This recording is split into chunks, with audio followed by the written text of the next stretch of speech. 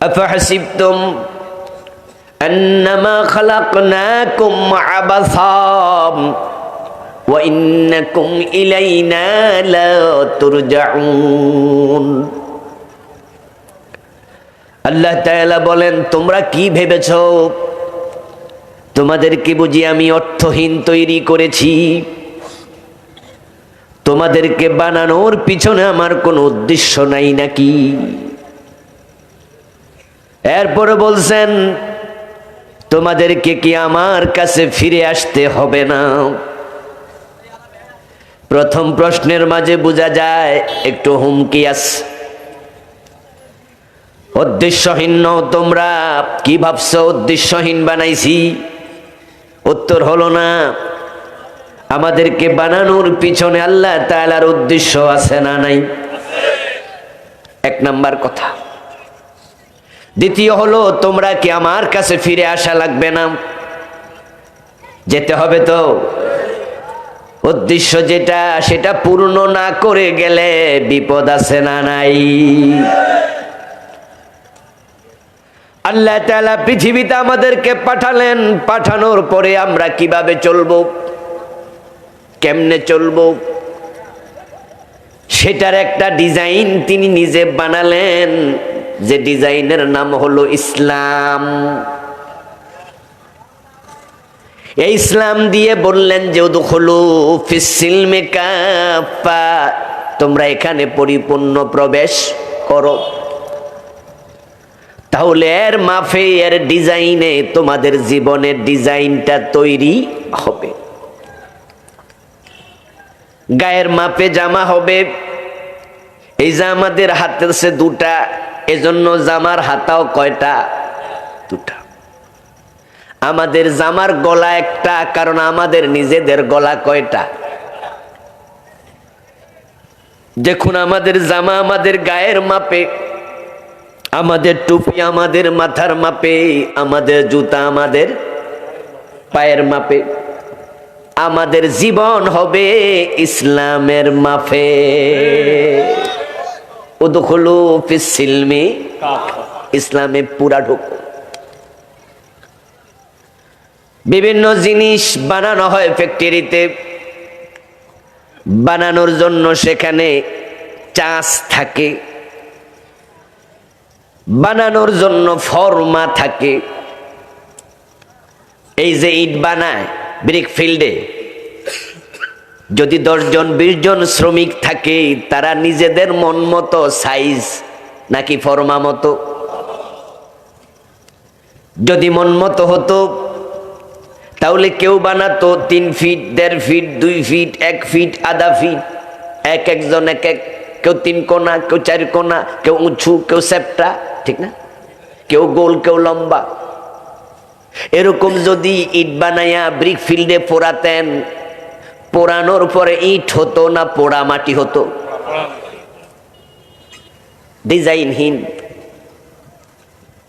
পোড়া মাটি দিয়ে বিল্ডিং হবে না, বরং এলাকার ক্ষতি হবে। যে এখানে পোড়া মাটি থাকে সেখানে গাছগাছালিও জন্ম।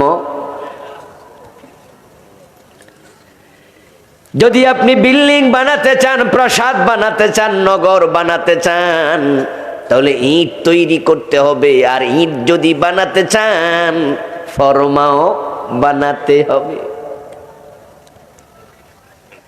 আল্লাহ চান আমরা সবাই যেন আমাদের জীবনটা ইসলামের ডিজাইনে সাজাই। ইসলামকে তিনি ডিজাইন বানায় আমাদের কাছে দিলেন। এখন ইসলামটা নিজে নিজে আসে নাই, ইসলাম আনার জন্য আল্লাহ একজন নবী পাঠালেন। তিনি হলেন মুহাম্মাদুর রাসূলুল্লাহ। মাইকের আওয়াজ হচ্ছে না, কিন্তু এনাফ হচ্ছে না, ঠাস ঠাস হবে। ভিতরে আওয়াজ দেন, আরো দেন, দেন আওয়াজ বেশি দেন, আওয়াজ যেন ভালো করে হয়, বাইরে প্রয়োজনে না দিয়ে ভিতরে দেন। আমার কানে যেন ঠাস ঠাস আওয়াজ আসতেছে না। আমার বন্ধু, এখন যদি আমরা নিজেকে ইসলামের ভিতরে না ঢুকাইয়া নিজেরা মন মতো চলি, তাহলে আল্লাহর চাওয়া ডিজাইন তৈরি হবে না। আর আপনি যদি আল্লাহর সওয়াব পূর্ণ না করে আল্লাহর কাছে হাজির হন, তাহলে আপনাকে তিনি জান্নাত দেবেন না। আমার প্রিয় ভাই, আমি দুজন কর্মচারী নিয়োগ করলাম। একজনকে আমি যে দায়িত্ব দিলাম সে দায়িত্ব সে পূর্ণ করলো, আরেকজনকে যে দায়িত্ব দিলাম অবহেলা করলো, মন মতো করলো, কিছু করলো না, দায়িত্ব পূর্ণরূপে পালন করলো না। মাস যখন শেষ হবে, যে দায়িত্ব পালন করেছে তাকে আমি বেতন দেব, এটা আমার দায়িত্ব হয়ে যায়। আর যেই লোকটা খামখেয়ালি করছে তার বেতন দেব না, বরং তাকে চাকরি থেকে চাকরিচ্যুত করা এই অধিকার আমার আছে না নাই? এজন্য আমি দায়ী না, আছে দায়ী। যেই মানুষগুলো আল্লাহর দেয়া ডিজাইন মোতাবেক জীবন চালাবে, চালাইতে চালাইতে একদিন তারা মরে যাবে। তাদের মৃত্যুর আগে আল্লাহ তাআলা আকাশ থেকে ফেরেশতা পাঠাবেন। আজরাইলকে পাঠানোর আগে ওই ফেরেশতারা এসে আপনার চোখের সামনে যত দূর পর্যন্ত দেখা যায় লাইন ধরে দাঁড়াবে এবং সবাই মিলে আপনাকে সালাম দিতে থাকবে। ওই ফেরেশতাগুলো আসার সময় আল্লাহর জান্নাত থেকে তারা রেশমি কাপড় নিয়ে আসবে এবং জান্নাতের আতর আল্লাহ পাঠাবেন। আপনার নাকের পাশে জান্নাতের আতর আল্লাহ ছিটিয়ে দেবেন। রাসূলুল্লাহ সাল্লাল্লাহু আলাইহি ওয়াসাল্লাম বলেন, ইন্নাল আবদাল মুমিন ইযা কানা ফি ইনকিতাই মিনাদ দুনিয়া ওয়া ইকবালিন ইলাল আখিরাহ নাযালা ইলাইহি মালাইকাতুম মিনাস সামা বিদুল উজু কান্না উজুহাহুমুশ শামসু মাআহুম আকফানুম মিন আকফানিল জান্নাম ওয়া হানুতুম মিন হানুতিল জান্নাহ হাত্তা ইয়াজলিসু মিনহু মাদ্দাল বাসার। রাসূলুল্লাহ বলেন, আকাশ থেকে ফেরেশতা আসবে দলে দলে। আপনার চোখ যত দূর দেখতে পান তত দূর আপনি দেখবেন তারা সূর্যের মতো উজ্জ্বল চেহারা বিশিষ্ট তারা দাঁড়ায় আছে। আল্লাযীনা তাতাওয়াফাহুমুল মালাইকাতু তাইয়্যিবিনা ইয়াকুলুনা সালামুন আলাইকুম। আল্লাহ কোরআনে বলেন, ওই ফেরেশতারা লাইন ধরে শুধু সালাম দিতে থাকবে। তারপরে এবার মালাকুল মউত আজরাইল আসবেন। আজরাইল আসার পর তিনি আপনাকে এবার সাদর সম্ভাষণ জানাইয়া তিনিও সালাম দিয়া বড় আদরের সাথে আপনার জানটাকে কবজ করবেন। তারপরে জানটাকে জান্নাতের অংশ ইল্লিনে নিয়ে রাখবেন। এই হলো আপনার চাকরি শেষ হলে, জীবন শেষ হলে, সময় শেষ হলে এক গ্রুপের সাথে আচরণ। আমার দায়িত্ব পালন করেছেন আমার কর্মচারী, মাস শেষ বেতন দিলাম, সম্মানী দিলাম। আর যারা দায়িত্ব পালন করবে না, ওয়ালাউ তারা ইয ইয়াতাওয়াফাল্লাযীনা কাফারুল মালাইকাতু ইয়াদরিবুনা উজুহাহুম ওয়া আদবারাহুম ওয়াযুকু আযাবাল হারিক। ও প্রিয় নবী, যে মানুষগুলো আল্লাহর কথা মোতাবেক তার দেয়া ডিজাইন মোতাবেক জীবন সাজায় নাই, তাদের মৃত্যুর সময় যদি আপনি দেখতেন ফেরেশতা তাদের চেহারার মাঝে পিঠের মাঝে কেমনে পিটাতে থাকে। কোরআনের আয়াত, কোরআনের উপরে বিশ্বাস আছে তো? হালকা না শক্ত? আপনি দেখবেন না ফেরেশতা পিটাচ্ছে, না দেখলে কি হয়েছে? আল্লাহর কথাই সত্য, ঠিক না? আপনি আপনার মারে কোন মা কেমন আছেন? মা কয় মাথা ব্যথা করছে রে ফুট, বেশি ভালো নাই। আপনি মাথা ধরলে কি দেখবেন নি কোন জায়গায় ব্যথা? কিন্তু মার কথা কি মিথ্যা নাকি? কারণ যার ব্যথা হে বোঝে, কিন্তু আমার দেখার মতো অবস্থা নাই। মানুষ সবকিছু দেখে না, সবকিছু দেখার মতো সামর্থ্য চোখের নাই। আমার প্রিয় ভাইয়ের আল্লাহ বলো, ও নবী যদি আপনি দেখতেন ফেরেশতা কেমনে চেহারার মাঝে পিঠের মাঝে পিটায়। আসার সময় আল্লাহ জাহান্নামে আগুনের তৈরি চাবুক পাঠায়, যাও চাবুক নিয়ে যাও। ওই চাবুক নিয়ে ফেরেশতা আসে, এই সেই তার চেহারার পিঠের মাঝে পিটাতে শুরু করে এবং বলে যুকু আযাবাল হারিক, দগ্ধকারী আযাব আস্বাদন করো।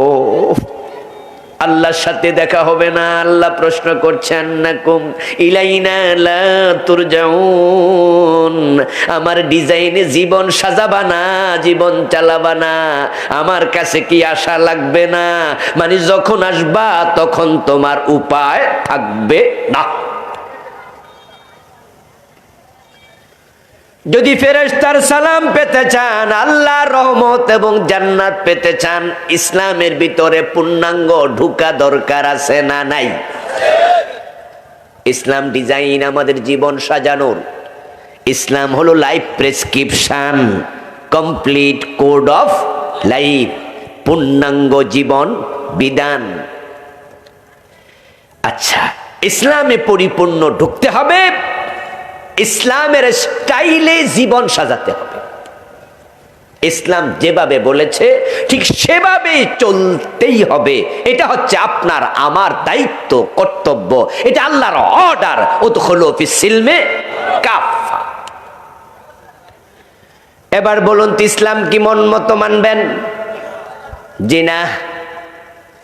এই ইসলাম নিয়ে আল্লাহ নবী মুহাম্মদকে পাঠাইছে, পাঠাইয়া এবার বলতেছে, লাকাদ কানা লাকুম ফি রাসূলিল্লাহি উসওয়াতুন হাসানা।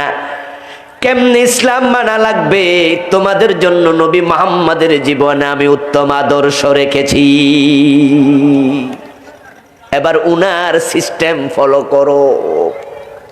উনি যেভাবে বলে সেভাবে বলো, উনি যাহা বলে তাহা বলো, উনি যাহা করে তা করো, উনি যেভাবে করে সেভাবে করো। ইসলাম মানতে যাইয়া তুমি নিজের মন মতো মানার অধিকার নাই। নবীজি সাল্লাল্লাহু আলাইহি ওয়াসাল্লাম বলেছেন, খুযু আন্নী মানাসিকাকুম, তোমাদের ইসলাম, তোমাদের দিন আমি নবী মুহাম্মদ থেকে নেও। সাল্লু কামা রাআইতুমুনি উসাল্লি, নামাজ পড়ো তুমি সেভাবে আমি নবী মুহাম্মদকে নামাজ পড়তে দেখো যেভাবে। আমাকে মানো। প্রিয় নবী সাল্লাল্লাহু আলাইহি ওয়াসাল্লাম আমাদের মডেল, আমাদের আদর্শ। তিনি উসওয়ায়ে হাসানা, তিনি কুদওয়া, তিনি নামুজাজ, তিনি আইকন, তিনি আইডল, তিনি আমাদের একমাত্র ইমাম, একমাত্র নেতা। উনি যেমন আমাদের জীবনটাও হবে হুবহু। সূরাতুস সফের 9 নম্বর আয়াতে আল্লাহ তাআলা মূলত যা আলোচনা করেছেন সেটা হলো প্রিয় নবীজির জীবনের লক্ষ্য উদ্দেশ্য কি। এখন রাসূল যেমন আমরা হব তেমন, উনি যেমনে খাইছে আমরা তেমনে খাবো। উনি কি বাম হাতে খাইছে না ডান হাতে? আমরা খাবো কোন হাতে? উনি মসজিদে ঢুকছে কোন পা দিয়ে, আমরা ঢুকবো কোন পা দিয়ে? উনি যেভাবে ঢুকেছেন, যেভাবে খেয়েছেন, যেভাবে বলেছেন, যেভাবে চলেছেন, আমাদের জন্য তাকে অনুসরণ করে জীবন সাজানো ফরজ। রাসূল দুনিয়ায় কেন এসেছেন, কোন লক্ষ্যে আল্লাহ নবী মুহাম্মদকে পাঠাইছে, তার জীবনের লক্ষ্য কি, এটা উম্মতের জানা দরকার আছে না নাই? কারণ নবীকে মানা নফল না ফরজ? তো না জানলে মানবেন কেমনে? তা আগে জানবেন তারপরে। রাসূল কেন এসেছেন, তিনি যেন যে জন্য এসেছেন ঠিক আপনিও তাই। উনি বলেছেন, আমি আব্দুল্লাহ, আমি আল্লাহর গোলাম। এবার বলুন তো, আমরা যারা আছি আমরা কার গোলাম? উনি আল্লাহকে যেভাবে অনুসরণ করেছেন, মেনেছেন, আমরাও তেমন করব। উনাকে ডিরেক্ট আল্লাহ তাআলা ওহীর মাধ্যমে নিয়ন্ত্রণ করতেন। এবং তিনি আমাদের সম্মুখে রাসূলুল্লাহকে দিয়ে বলতেছেন, মাইয়ুতির রাসূল ফাকাদ আতা আল্লাহ, যে আমার রাসূল মুহাম্মদকে মানলো, অনুসরণ করলো, সে যেন স্বয়ং আল্লাহকেই মানলো। আমরা আজকের মাহফিলে যারা আছি আমরা সবাই তো জান্নাতে যেতে চাই, ঠিক না? জাহান্নামে যাওয়া যাবে না। কিন্তু কিছুক্ষণ আগে মাহবুব ভাই, ইজ্জুদ্দিন তাহেরি ভাই জাহান্নাম নিয়ে কিছু বলেছে না? ইন্না আযাবাহা কানা গারামা, সহ্য করতে পারবেন না, ওটা যাওয়ার জায়গা না, ওটা জঘন্য জায়গা, এত খারাপ। জাহান্নামের ফেরেশতারা পর্যন্ত জাহান্নামীদেরকে দেখে বলবে, মা সালাকাকুম ফি সাকার, এই মিয়া এখানে আসছো কেন, এখানে আসছো কেন, আরে এখানে আসলা কেন, এটা কি আসার জায়গা? এখানে থাকতে পারে না কেউ, থাকতে পারবা না, এটা আসার জায়গা না, আসলা কেন? আলাম ইয়াতিকুম রাসূলুম মিনকুম, তোমাদের কাছে কি তোমাদের থেকে রাসূল আসে নাই? ইউনযিরুনাকুম লিকা ইয়াউমিকুম হাদা, তোমাদের কি আজকে জাহান্নামের শাস্তির ব্যাপারে ভয় দেখায় নাই? ভয় পাও নাই? তুমি কেন আসলা? এটা তো আসার জায়গা না। আপনাদের কাছে আমি জানবো, দয়া করে বলুন তো, আমরা কি জাহান্নামে যেতে চাই? আমরা সবাই জান্নাতে যেতে চাই কি না? যেতে চাইলে রাসূলকে অনুসরণ করা আপনার জন্য ফরজ, না আপনি চাইলেও পাবেন না। আপনি জান্নাতে যেতে চাইলেও পাবেন না। আরে জান্নাত তো হিন্দুরাও চায়, চায় মানে আমাদের চেয়ে বেশি চায়। আমরা এখানে কারো বাবা দাদা মারা গেলে আমরা কোনোদিন বলিনি আপনার বাবার নাম কি, আপনি বললেন যে আমার বাবার নাম মরহুম আব্দুল জব্বার, আল্লাহ তাকে রহম করুক, এই জন্য বলছি মরহুম। কিন্তু আপনাকে আমি বললাম যে না ভাই, এখন থেকে আপনি লিখবেন যে আমার বাবা জান্নাতি আব্দুল জব্বার। আপনি বলবেন, হুজুর আমার বাবারে জান্নাতি কমু কেমনে, জান্নাতে গেছে আমি বুঝি না, তো আমি তো জানি না, তবে আশা করি উনি যাবে, দোয়াও করি, কিন্তু জান্নাতি এটা লিখি কেমনে? আর আপনি যে কইলেন আমারে লিখতাম জান্নাতি, আপনি কি জানেননি? তা আমি বলবো এত ফেসাল করেন কেন? হিন্দুরা না লেখছে স্বর্গীয় স্বতন্ত্রনাথ, তা আপনিও লেখেন। হিন্দুরা লেখে না স্বর্গীয়, স্বর্গীয় দুলাল দত্ত বাবু, স্বর্গীয় অমক, স্বর্গীয় তমক, আপনারা শোনেন নাই তো? স্বর্গীয় মানে কি? স্বর্গীয় মানে কি স্বর্গে যাইব না গেছে? তো স্বর্গ আর জান্নাত কি দুই জিনিস? এক জিনিস। তো হে লিখতে পারলে আপনি লেখেন, জিনিস তো একটাই। দেখেন হিন্দু মিয়া, সে স্বর্গে তার বাবারে অলরেডি পাড়াইয়া দিয়া দোকানদারি করতেছে। আরবিতে বলে কি? জান্নাত। বাংলায় বলে বাগান, ইংরেজিতে বলে হেভেন, ফার্সিতে বলে বেহেশত, সংস্কৃতিতে বলে স্বর্গ। কেউ বলে লাউ, কেউ বলে কদু, কেউ বলে বউ, কেউ বলে বধূ, কেউ বলে আনন্দ, কেউ বলে ফুর্তি। তারা বলেছে ভাস্কর্য, আমরা আলেমরা বলেছি এটাই হলো মূর্তি। জিনিস কয়টা? এরা ভাস্কর্য নাম দিয়েছিল না, আমরা মানা করছিলাম না? আমরা বলেছি মূর্তি বানাইও না, মূর্তি থাকলে ফেরেশতা আসে না। ওরা বলছে যে না না না হুজুর আপনারা বোঝেন নাই, আমরা তো মূর্তি বানাই না, আমরা নেতাদের ভাস্কর্য বানাই। ওরা কানারে হাইকোর্ট দেখাইছে। ওরা মনে করছে আমরা হুজুররা এত সোজা সহজ সরল যে আমরা ভাস্কর্য আর মূর্তিতে পার্থক্য বুঝি না। ওরা আমরা ব্যাককল মনে করছিল, মানা করছিলাম, শোনে নাই, বানাইছে 5 তারিখে টের পাইছে। ওই ভাস্কর্য গলায় রশি লাগাইয়া মাটিতে টাইনা ফেলছে, কেউ কেউ মাথায় উঠে ফসরাবো করছে। বাড়াবাড়ির ফসল ভালো হয় না, রেজাল্ট ভালো হয় না। ও ব্যাককলের দল আমাদেরকে ব্যাককল মনে করছিল। আচ্ছা আপনারা বলুন তো, ভাস্কর্যের কি মাথা নাই? মূর্তির নাই। ভাস্কর্যের হাত নাই, মূর্তির নাই। ভাস্কর্যের চোখ কান নাই, মূর্তির নাই। আচ্ছা দুইটার পার্থক্য কি? আবু বকর জান্নাতি, হযরত ওমর বেহেশতি, দুইজন দুই দেশে গেছে। তো মূর্তি যে কথা, ভাস্কর্য এক কথা। আমরা মানা করছিলাম এসব করো না। আরে নেতার ছবিটা নাইলেই বুঝি সম্মান বাইরা যায়। মূর্তি বানানো মুসলমানের সংস্কৃতি না, এটা হিন্দুদের সংস্কৃতি। আমরা তো ইব্রাহিমের সন্তান। নবী ইব্রাহিম কি মূর্তি বানাইছে না ভাঙছে? আমরা তো শাহজালাল উত্তরসূরি, ঠিক কি না? হযরত শাহজালাল মূর্তি বানাইছে না ভাঙছে? আমরা নবী মুহাম্মাদের উম্মত, আমাদের নবী 360 মূর্তি ভাঙছে, ঠিক কি না? তো তোমরা বাংলাদেশে মূর্তি বানাইলা কেন? এক দুইটা না রে ভাই, এক দুইটা না, সারা দেশে হাজার হাজার মূর্তি বানাইছে। ওরে বাবা রে বাবা, টাকা ওদের বাপের টাকা, আমাদের টাকা। সেখানে নাকি টাকা খরচ হয়েছে 4000 কোটির বেশি। যদিও এত টাকা লাগে না, এত টাকা লাগে না এসব মূর্তি বানাইতে। ওরা তো একটা বালিশে বানাইছে 1900 টাকা দিয়ে, কি 19,000, হ্যাঁ, যে এক বালিশের দামে নাকি 19,000। এরপরে ওই যে কি পদ্মার কাপড়, এটিও নাকি এক একটা দাম অনেক, 1 লাখ 1.5 লাখও নাকি আছে। এই বালিশে যদি একটু ঘুমাইতে পারতাম কত ভালো ঘুম হইতো।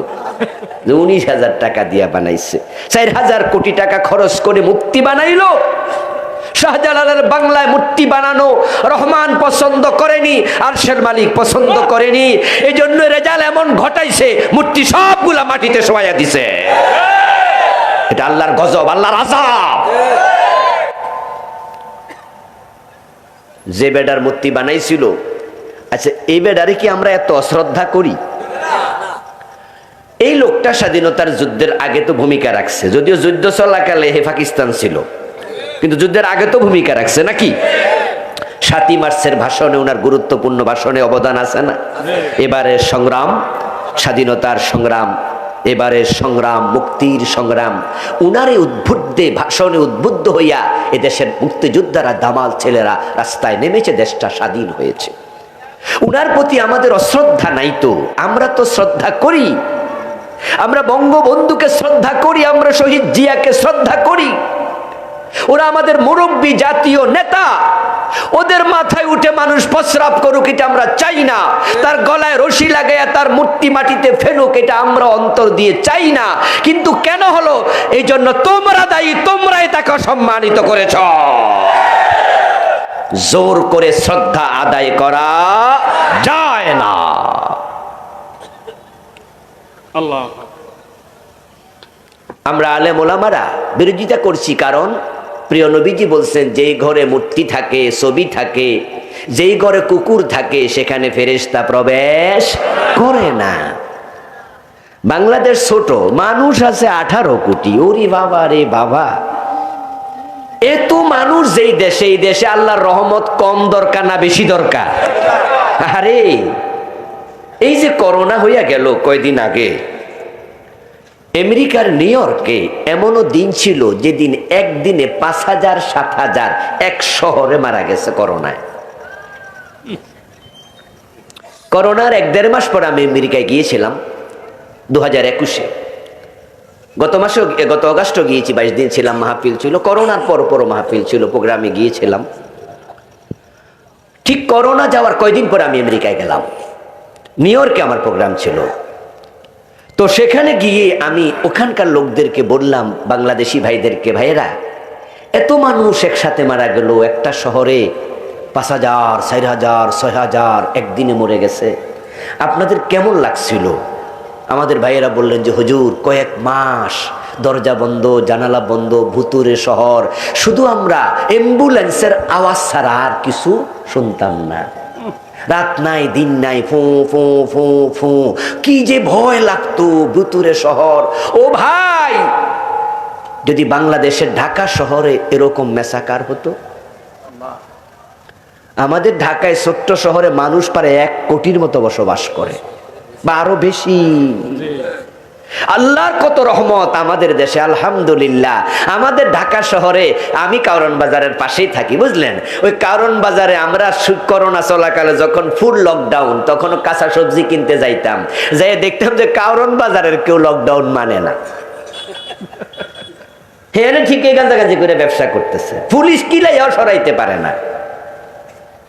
আমার দেশে এমন সাক্ষাৎকার নিচে দেখলাম, সাংবাদিক এক মহিলা পান খাইতেছে আর বসে রয়েছে। সাংবাদিক বলে, আপনার মাস্ক কই?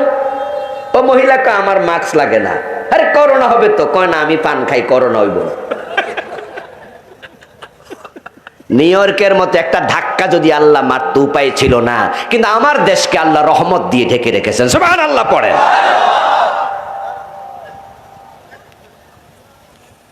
আমরা বলেছি মূর্তি বানায় না, রহমত কমে যাবে, রহমতের ফেরেশতা আসবে না। আর তোমরা আমাদের কথাকে ভালো চোখে নেও নাই, বরং আমাদেরকে উল্টা ভাবছো।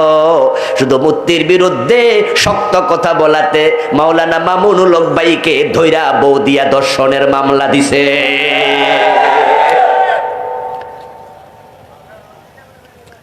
যাই হোক, বলছিলাম একজন হিন্দু, সেও চায় স্বর্গে যেতে, বরং বাবার নামের আগে স্বর্গীয় লিখে ফেলেছে।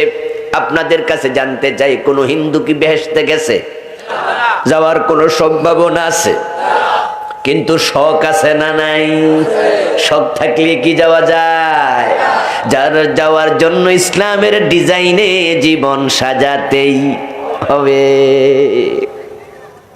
আপনারাও চান জান্নাতে যেতে, হিন্দুও চাইছে, বৌদ্ধও চায়, ইহুদিও চায়, খ্রিস্টানরাও স্বর্গে যেতে চায়, জান্নাতে যেতে চায়। চাইলে যাওয়া যায় না। ইসলামের ভিতরে পুরা ঢোকো, নবী মুহাম্মদকে অনুসরণ করে ঢুকতে হবে, ঠিক না?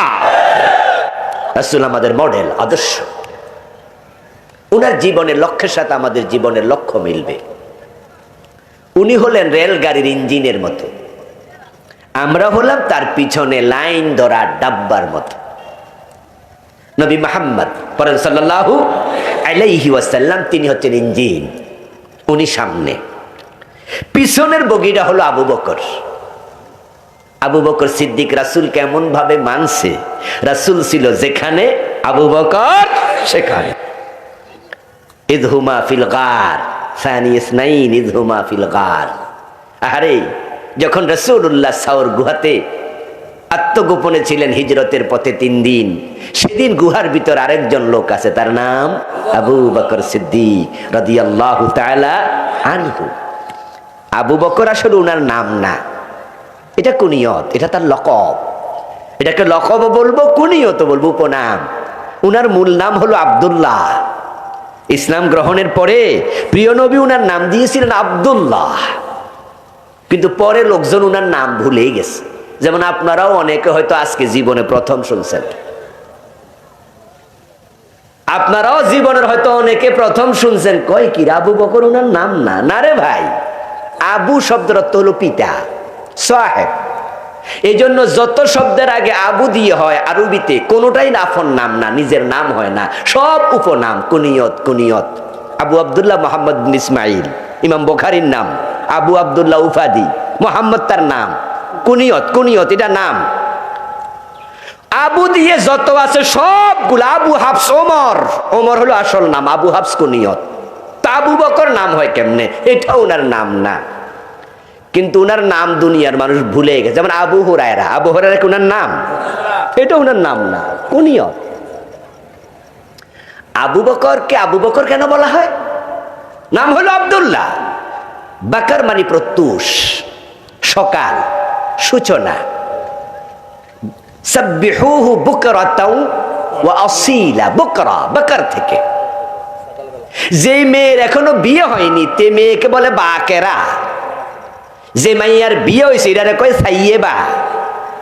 তো বাকারা এই জন্যই বলে যে এটা এখনো বিয়ে শাদী হয় না, মানে শুরুতে আছে, জীবনের প্রথম দিকে আছে, বিকর থেকে। আবু বকর, বকর মানে অগ্রগামী হওয়া, সকল কাজে আগাইয়া থাকা। আবু বকর সেই লোক আল্লাহর নবীর সাথে ইসলামের প্রতিটা কাজে সবার আগে ছিল। সুবহানাল্লাহ পড়েন। উনার মতো অগ্রগামী আর কেউ। হযরত আবু বকর সিদ্দিক রাদিয়াল্লাহু তাআলা আনহু, তিনি হচ্ছেন একবারে প্রথম ডাব্বা রাসূল ইঞ্জিন। তারপরে এবার আরেকটা ডাব্বা যোগ হয়ে গেল খাদিজা, আরেকটা ডাব্বা যোগ হয়ে গেল হযরত আলী, আরেকটা ডাব্বা যোগ হয়ে গেল হযরত যায়েদ, ঠিক না? আস্তে আস্তে করে 1,25,000-এর মতো সাহাবী রাসূলের পিছনে দাঁড়ায়া গেলেন। আল্লাহর নবী তাদেরকে লইয়া টানতে টানতে ইঞ্জিন যেমন রেলগাড়ি ডাব্বা টাইনা সামনে যায়, আমার রাসূল তাদেরকে টেনে জান্নাতের দিকে চলতেছেন। তিনি বলে দিলেন, খায়রুল কুরুনি কারনি, আমার যুগে যে মানুষগুলো আছে সাহাবী, তারা হলো দুনিয়ার সর্বশ্রেষ্ঠ মানুষ।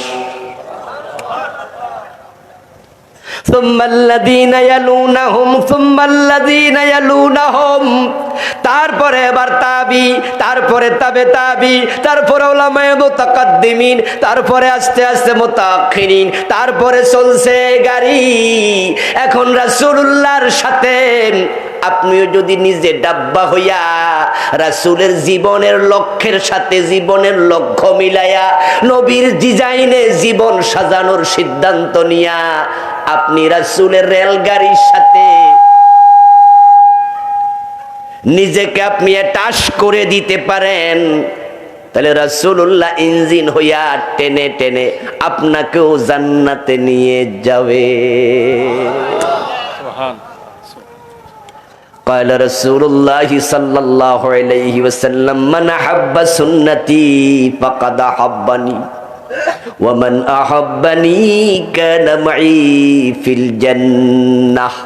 নবীজি বলেন যে আমার আদর্শকে পছন্দ করে, সুন্নাহ মানে আদর্শ, সুন্নাহ মানে চরিত্র, সুন্নাহ মানে জীবন চরিত, সুন্নাহ মানে রীতি নীতি, সুন্নাহ মানে সিস্টেম। আমরা তো ভুল বুঝি, আমরা মনে করি দাড়ি টুপি মাথা দেওয়া এটাই মনে সুন্নাহ। সুন্নাহ হচ্ছে রীতি নীতি। ওয়ালা তাজিদু লিসুন্নাতিল্লাহি তাবদীলা। সুন্নাহ শুধু রাসূলের না, সুন্নাহ আল্লাহরও আছে। কিছু সিস্টেম নীতি রাসূলকে দিয়ে আল্লাহ চালু করছে, কিছু আল্লাহ নিজে ডাইরেক্ট চালু করছে, ঠিক কি না? যেমন মেসওয়াক, মেসওয়াকের কথা কি কোরআন শরীফে আছে নাকি? আলেম ওলামারা বলেন মেসওয়াক শব্দ কোরআনে আছে? নাই। হাদিসে আছে না? নাই। তাহলে মেসওয়াক নামক সুন্নাহ এটা রাসূল চালু করছে। পাগড়ির কথা কি কোরআনে আছে? আমি পাই নাই। পাগড়ি নামক সুন্নাহ রাসূল চালু করছে। কিন্তু আল্লাহ পাক রব্বুল আলামিন কোরআনের মাঝে অসংখ্য বিধান দিয়েছেন যেগুলো আল্লাহ নিজে চালু করছে। সুবহানাল্লাহ পড়েন। এজন্য সুন্নাত আল্লাহরও আছে, রাসূলেরও আছে। নবীজি বলছেন মান আহাব্বা সুন্নতি ফাকাদ আহাব্বানি, যে আমার রীতিনীতি ফলো করে, আমার আদর্শ ফলো করে, আমার সুন্নাহ মানে সে আমি নবী মুহাম্মদকে ভালোবাসে। ওয়া মান আহাব্বানি কানা মাই ফিল জান্নাহ, আর যে আমি নবী মুহাম্মদের সুন্নাহ ফলো করে আমার ভালোবাসার প্রমাণ দেবে, সে জান্নাতে আমার সাথে যাবে। সুবহানাল্লাহ। এখন জান্নাতে একা একা যেতে চান না রাসূলের সাথে যেতে চান? প্রশ্নের উত্তর দিয়েন ভাইয়েরা। আগে প্রশ্ন করেছিলাম জান্নাতে যেতে চান কিনা, তখন বলেছেন হ্যাঁ। এবার প্রশ্ন করলাম একা যাবেন না রাসূলের সাথে? একা কিন্তু যাইয়েন না, একা যাওয়া সহজ না।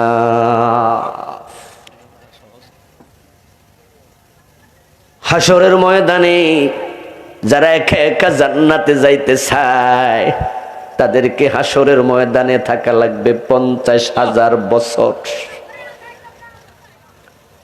আল্লাহ নিজে বলছে তারুজুল মালাইকাতু ওয়ার রূহু ইলাইহি ফি ইয়াউমিন কানা মিকদারুহু 50 আলফা সানা।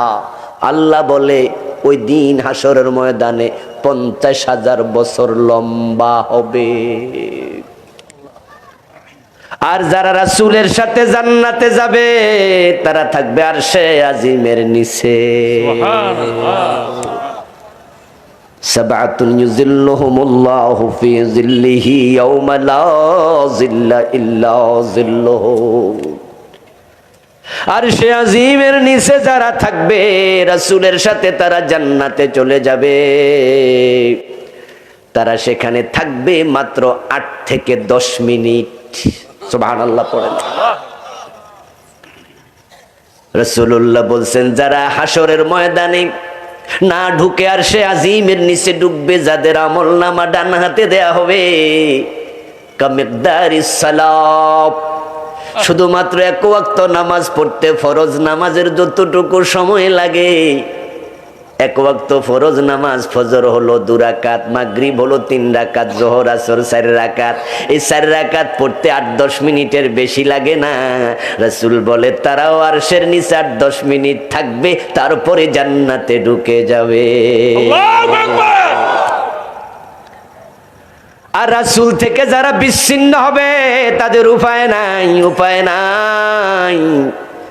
হাসরের ময়দানে ঢুকে দেখবে সূর্য মাথার উপরে। তুদনা শামসু ইয়াওমাল কিয়ামাতি মিনাল খালকি হাত্তা তাকুনা কামিকদারি মিলিন। নবী মুহাম্মদ সাল্লাল্লাহু আলাইহি ওয়াসাল্লাম বলেন, মুসলিমের হাদিস, সূর্য থাকবে মাথার উপরে সুরমা দানির শলাকার দূরত্বে। ওই সূর্যের তাপ যখন আল্লাহ ছেড়ে দেবেন, ফায়াকুনুন নাসু আলা কদরি আমালিহিম ফিল আরাকি, তখন গা থেকে ঘাম বের হতে শুরু করবে।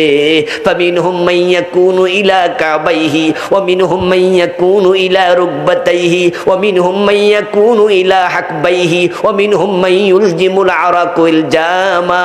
কারো টাকনগিরা ডুবে যাবে, কারো হাঁটু ডুবে যাবে, কারো মাজা ডুবে যাবে, কারো মাথা ডুবে যাবে। তারা ঘামের সাগরে হাবুডুবু খাবে, সূর্যের তাপে ঘাম গরম পানির মতো উতরাবে।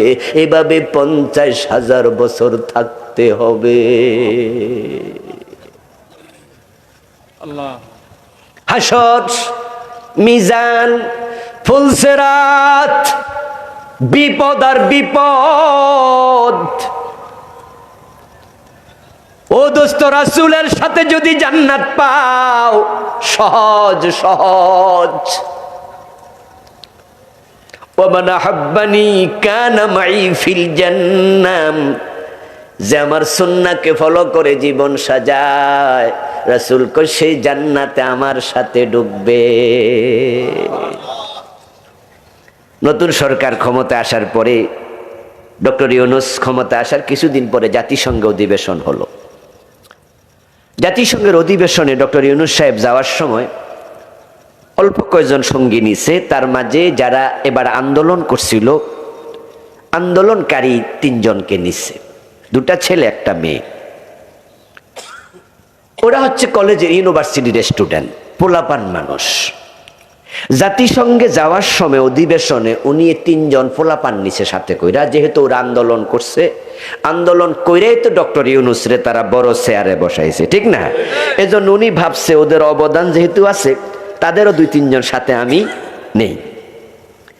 যে 3 জন পোলাপান গেছে, ওরা যদি ইউনূস সাহেবের সফর সঙ্গী না হইয়া এমনে আমেরিকায় আলাদা যাইতো, ওরা 20 পাইতো না। যাওয়া তো আরো পরে। আপনাদের নোয়াখালীতে আমেরিকার অনেক লোক আছে, এই এলাকায় আসেনি? আমেরিকা যাইয়া কিছু কিছু অঞ্চল আমার কাছে মনে হয়েছে যে ওইটাও মনে নোয়াখালী। মানে এত বেশি নোয়াখালীর পোলাপান পাইছি, লোক পাইছি, এমন বাচ্চা পাইছি মোষ ওঠে নাই ভালো করে। 18-19 বছর বয়স। কি রে ভাই, তুমি এখানে বাড়ি কই? নোয়াখালী। তো কেডা থাকে? কই হুজুর কেউ থাকে না। তো আইলা কেমনে? কই সাতরাইয়া, জঙ্গল দিয়া। অসংখ্য লোক গেছে রিক্স নিয়া, ঝুঁকি নিয়া। প্রিয় ভাইয়েরা, আমেরিকা ভিসা পাওয়া সহজ না। আমেরিকার ভিসা দেওয়ার আগে এত বেশি ইনভেস্টিগেশন করে, প্রশ্ন করে, আপনি দূতাবাস পেশ করলে এতগুলা কাগজ আপনাকে দিতে হবে। শুধুমাত্র মান রাব্বুকা ওয়া মা দীনুকা সারা সব করে। যদি সুযোগ থাকতো হেডাও জিগাইতো, মুনকার নকির যে প্রশ্ন করবো হেডি হেতারা জিগাইলে তো, যদি চান্স পাইতো। তারপরে পছন্দ হইলে ভিসা দেয়, না হয় সাথে সাথে পাসপোর্ট ফিরে রিজেক্ট। এমনও বলে না রাইকা যান। ওরা তো হেডেম এত বেশি, মানে ভাবটাই আলাদা। অন্য অন্য দেশ ভিসার আবেদন করলে পাসপোর্ট জমা দেবেন, 1 সপ্তাহ 15 দিন রাখবে, অথবা আরো রাখবে, পরে আপনাকে ফিরাবে। ইনভেস্টিগেশন করে তারপরে আপনাকে ফিরাবে যে দিতে পারলাম না। আর আমেরিকা কি করে জানেন? দেবে না, জাগাত কবু ধরেন আপনার পাসপোর্ট লয়ে যাঙ্গা, এত হেডেন। কিন্তু ডক্টর ইউনূসের সাথে যখন এই তিনজন ঢুকছে, শুধুমাত্র ঢুকছে না ভিআইপির মর্যাদা? ওরে বাবা রে বাবা, ভিআইপির মর্যাদায় ঢুকছে। সেখানকার পুলিশ আইসা এয়ারপোর্টে স্যালুট দিছে, সার সার কইয়া ব্যাগ টাইনা নিছে। ডক্টর ইউনূস থেকে আলাদা হলে ভিসা পায় না, আর ইউনূস মিয়ার লগে যাওয়ার পরে ভিআইপির মর্যাদা পায়। এই হলো দুনিয়া। তাহলে আখিরাতের কথা ভাবো, নবী মুহাম্মাদের সাথে যাইবা, সব সহজ হয়ে যাবে, ইজি হয়ে যাবে। প্রিয় নবীজি বলছে, আমার সাথে জান্নাতে আমার উম্মত যাবে যাবে যাবে। সুবহানাল্লাহ পড়েন। যাবে। রাসূলের একাধিক হাদিস। قال رسول الله صلى الله عليه وسلم اول من يحرك حلق الجنه। প্রিয় নবীজি বলছেন, আমি প্রথম ব্যক্তি, সব মানুষের আগে আমি জান্নাতের দরজায় পৌঁছবো। তারপরে বাহির থেকে জান্নাতের দরজার কড়া ধরে নাড়া দেব, কলিং বেলে টিপ দেব। ফায়াকুলুল খাজিনু মান আনতা, ভিতর থেকে তখন দ্বার রক্ষী ফেরেশতা প্রশ্ন করবে, কে? আমরা এরকম প্রশ্ন করি না? ঘরের দরজা বন্ধ, বাইরে যদি কেউ নাড়া মারা দেয়, কেডা রে, কেডাইছো, কই না? ফেরেশতা বলবে, কে? আমি পরিচয় দিয়ে ফাকুলু আনা মুহাম্মদ সাল্লাল্লাহু আলাইহি ওয়াসাল্লাম, আমি পরিচয় দিয়ে বলবো, আমি মুহাম্মদ ইবনে আব্দুল্লাহ, মুহাম্মাদুর রাসূলুল্লাহ। আমার পরিচয়টা দেওয়ার সাথে সাথে ফেরেশতা দরজা খুলে দেবে। দরজা খুলে বলবে, বিকা উমিরতু আল্লাহ আফতাহ লি আহাদিন ক্বাবলাক ফাদখুলুল জান্নাতা ওয়া মাই ফুকারাউল মুসলিমিন। সবাই আওয়াজ দিয়ে পড়েন সুবহানাল্লাহ। নবীজি বলছেন, ফেরেশতা দরজা খুলবে, দরজা খুলে বলবে, বিকা উমিরতু, আপনার ব্যাপারে নির্দেশিত হয়েছিলাম, আদিষ্ট হয়েছিলাম, আল্লাহ আফতাহ লি আহাদিন ক্বাবলাকা, যেন জান্নাতের দরজা আপনার আগে কারো জন্য না খুলি। আল্লাহ আমারে মানা করে দিয়েছিল, ও জান্নাতের দ্বার রক্ষী, এই জান্নাতে কিন্তু আমার নবী মুহাম্মাদের আগে কেউ ঢুকতে পারবে না।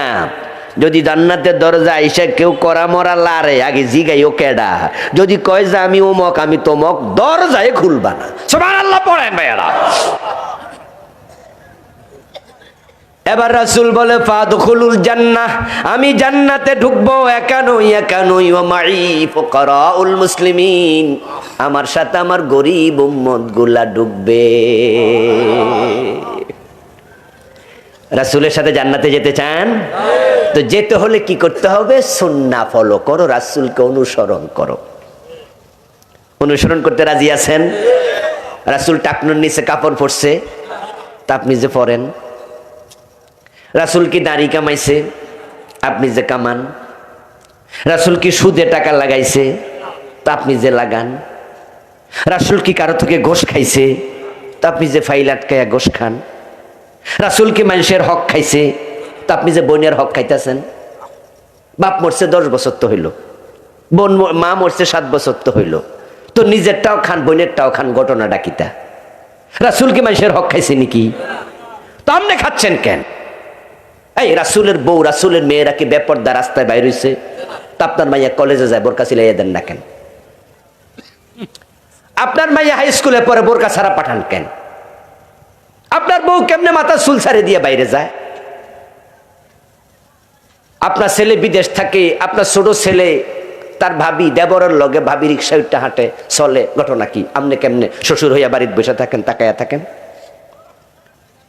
আপনার পরিবারে কেমনে অনাচার চলে? জি বাংলা চলছে, স্টার জলসা চলছে। আপনার ছেলে নামাজ পড়ে না, আপনি ঘরে ঘুমাই আছেন, আপনি ঘরে থাকেন, আপনি মসজিদে যান, আপনার মেয়েটা নামাজ পড়ে না, ইসলাম অর্ধেক মানেন না। এই যে শুরু করছেন, এটা কি রাসূলের অনুসরণ হইল? তো জান্নাতে যাইতে চাইলে বুঝি যাওয়া যায়?